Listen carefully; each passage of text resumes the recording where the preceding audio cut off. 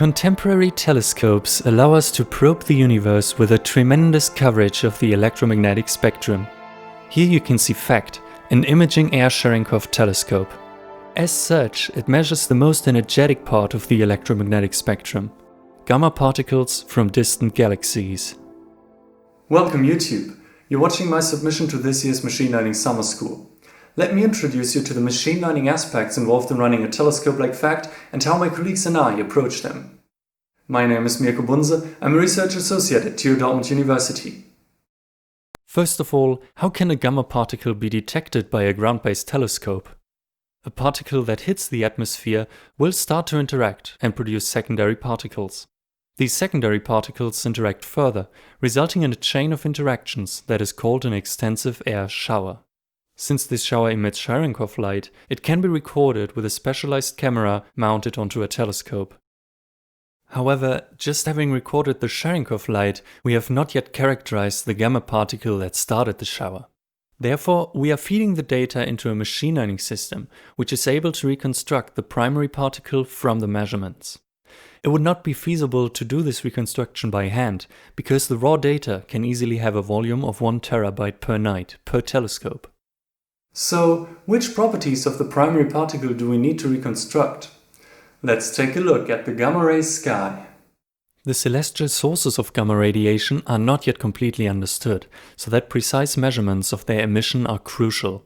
One thing these sources emit are charged particles, which are deflected by magnetic fields. Due to this deflection, you never know where these particles originate from, so that they do not contain any useful information. Unfortunately, they produce extensive air showers as well, so that a Cherenkov telescope might mistake a charged particle for a gamma ray. We must learn to distinguish this noise from the actual gamma ray signal we want to measure.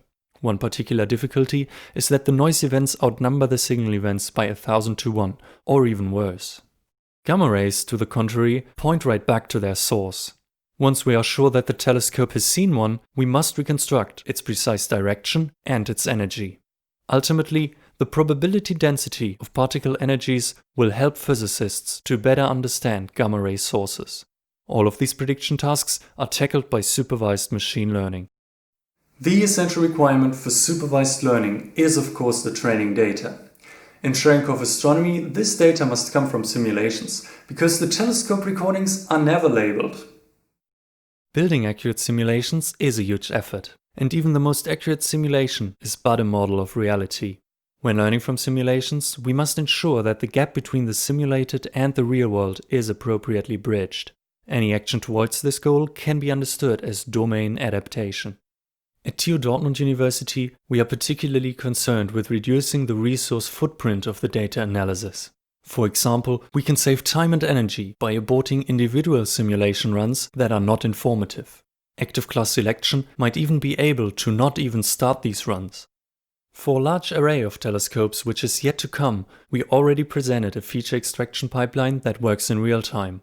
We are also following the trend of deep learning, which can replace the costly extraction of handcrafted features. Our deep models can even be deployed on field programmable gate arrays, which have a tremendously small resource footprint. The final step of the analysis is to aggregate the events recorded during an observation. Since the uncertainty of predictions is essential at this step, we must calibrate all predictions probabilistically. I hope you enjoyed this short introduction in Cherenkov astronomy. Let's discuss your ideas on the topic during the Q&A session or in the comments below. Stay safe.